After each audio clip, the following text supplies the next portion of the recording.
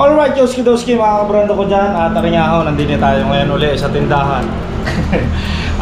Tayo ay may kakabit din kay Baby Jet. Tayo ay may kakabit din kay Baby Jet na panibago na siguradong magkakaroon kayo ng idea at siguradong magpapagawa din kayo nito. At taringaho mga kabrando ay yan ang ating speedometer gauge mga kabrando. Yan o, kung makikita nyo, iba na siya. Siya ay digital panel na mga kabrando. Yan ho, oh. Tapos yung kanyang voltmeter ay nandini na. Ariho ay padala ni kabrando natin na si Mark Bulas Works. Yan o, shout out sa iyo Mark Bulas Works. Maraming salamat din sa pinadala mo na digital panel gauge. Yan o, atin ang matitesting ari mga kabrando. Dahil kung mapapansin nyo din oh, yan o, ariho ang ating old panel gauge. Yan, ito yan mga kabrando, kaya pinadalhan tayo ng kanyang extra gawa para ma-review din natin mga kabrando ko. At yan, nilagyan natin ng mga design para hindi plain black lang. So tayo na gumawa nito, mga sticker na ito, tsaka yung sticker ni kabrando na yan. Excited na tayong ikabit aring digital panel gauge. Yan o. Okay, kabitan natin mga kabrando. Dine, tanggalin muna natin ang mga pairings dahil mayroon din tayong ikakabit sa may pulser ng stator. Plug and play lang yan mga kabrando. Gumawa si Mark Bulas Works ng plug and play na lang. May built-in hazard na rin yan mga kabrando pagka ating kinabit din So yun yung mga itatry natin pagka ating naikabit are. So let's go, plug and play. So yun, sa mga nagtatanong mga kabrando kung anong gamit nating ilaw or headlight din kay Baby Jet natin, yan o, naka T15 tayo at napakaliwanag ng ilaw niyan mga kabrando, with high and low. Yan o, tapos ang ating park light all LED na mga kabrando. Doon nyo mga kabrando, 2011 model, gana rin pang ka-fresh ang ating unit. Yan o, napakatagal na niya ni Baby Jet, kaya talagang tayo sulit na.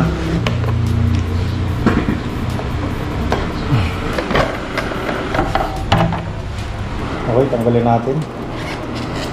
Yun oh, bagong-bago pa ang lens. Nga pala mga kabrando, yung lens na rin ay ipapalit natin din sa ating digital panel gauge dahil yan oh, lumang-luma na. So papalit natin na rin.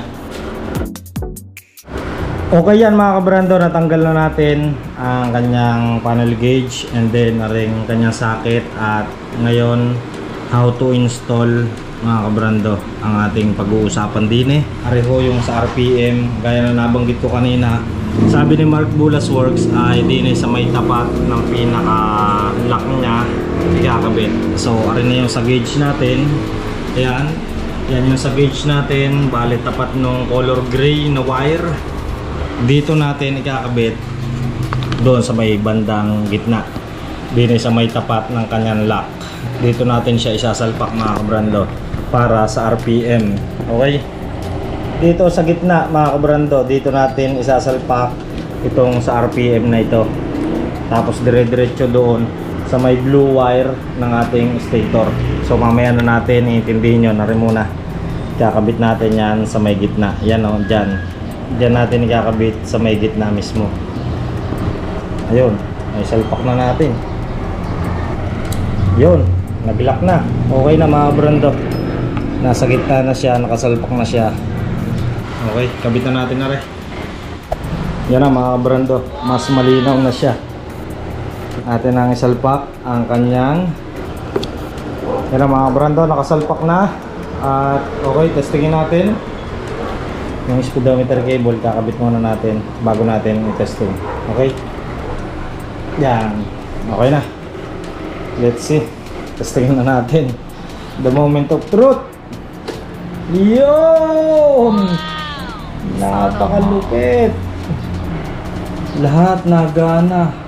Tapos yung sa ilaw mga kabrando, dito sa harapan niya, yung pinaka ilaw niya, kung gusto nyo palitan ay dito, long press nyo lang dito sa likod. Yan, long press lamang. Okay, Ayun oh, kulay violet, kulay green, napakaganda nga. Kulay blue, yan yung kanina. Green, red, blue. Ang dami palang kulay na rin. Yan, dyan na lang tayo sa color blue mga kabrando. Tapos yung kanyang gasoline gauge, yan o, nagana kung makikita nyo. Gumagana yung gasoline gauge nya. So ang pagaganahin natin mamaya ay yung pinaka RPM. Tapos yan, kita nyo mga kabrando, yan ang kanyang voltmeter. Built-in voltmeter na. Dito na niya inilagay. Napakaganda. Ang lupit. Tapos tetestingin natin mamaya. Pagka ay tetestingin na natin sa kalsada, patakbuhin kung accurate yung kanyang digital speedometer. Yan. Check uli natin para makita nyo uli. Yun o. Napakaangas. Naka-digital. Digital panel gauge. Napakalupit. Yun o. Lahat gumagana yan mga brando. At yan nga mga brando, natapos na natin ikabit pati ang kanyang side mirror yan. Matibay na uli. Okay, kalasin naman natin itong kanyang front fairings para mailusot natin ang kuryente. Ito, dire-diretso hanggang doon sa may blue wire ng stator. Okay, let's go. Dire-diretso na natin itong kuryenteng ito. Sasalpak na natin dire-diretso mga brando hanggang doon papasok para maikabit natin doon sa blue wire ng stator. So gayon lang naman. Ayan o, plug and play yan. Testing muna natin, wala pa yung RPM.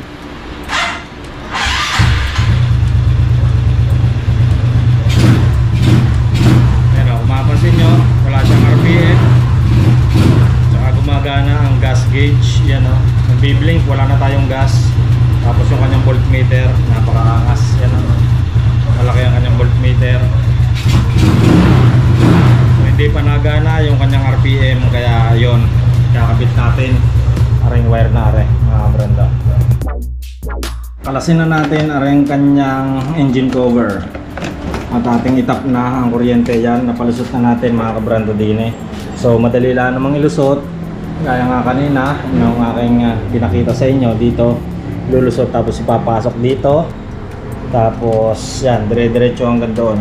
Tanggalin nyo ang mga tornilyo dito sa ilalim, yung dalawang tornilyo, tapos ibukan nyo ito, and then yun.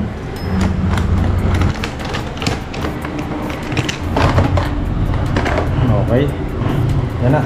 Medyo madumi lang ang ating makina oh. Napakadungis yarn.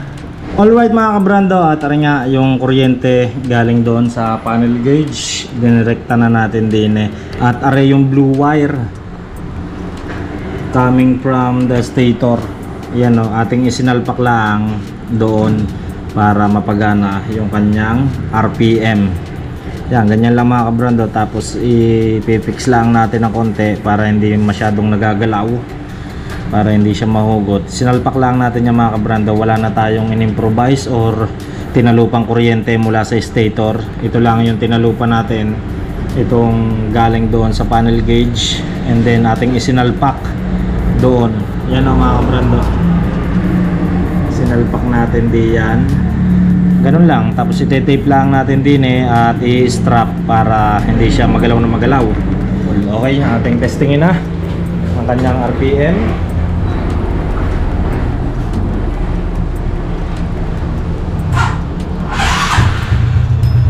Yan o.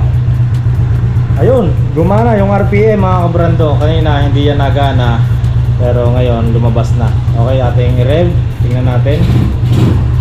Wow! Yun o. Gumana ang RPM. Ayos mga kabrando, napagana na natin lahat. Okay, let's go. Napakaganda.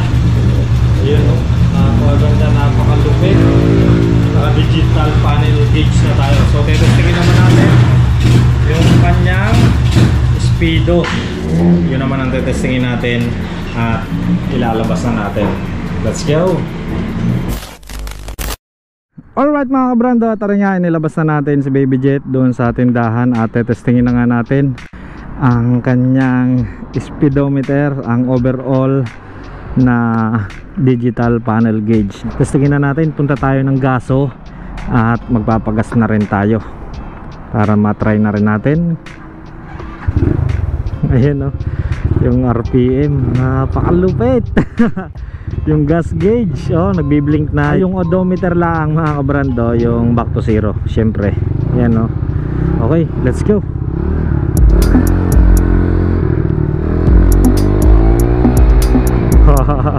Ayun, gana siya mga kabrando. Pati speedo. Wow, wowi. Ayos. Napakalupit.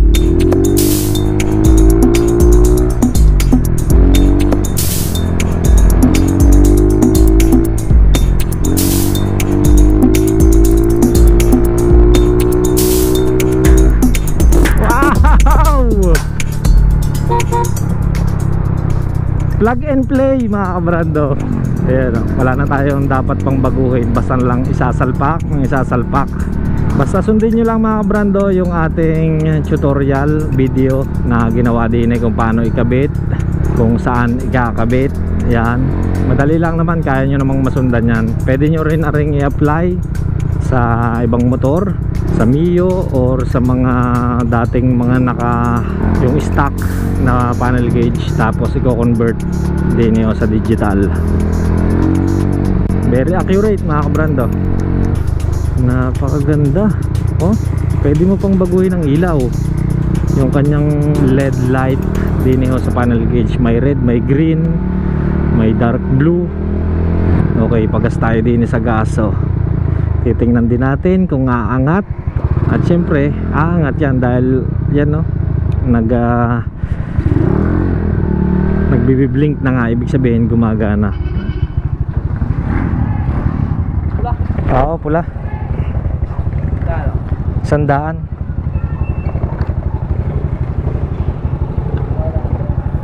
Yeah.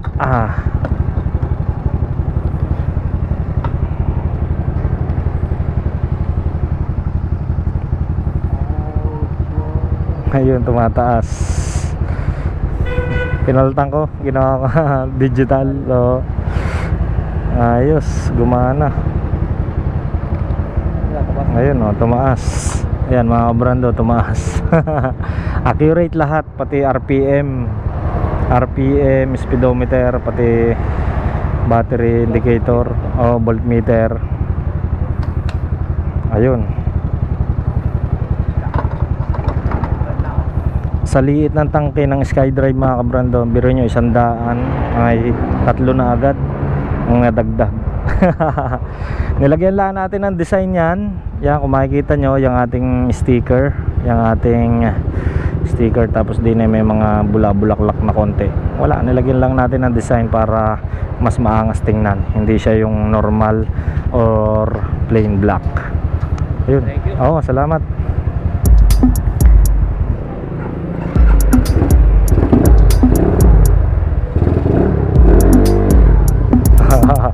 Gana ang RPM eh.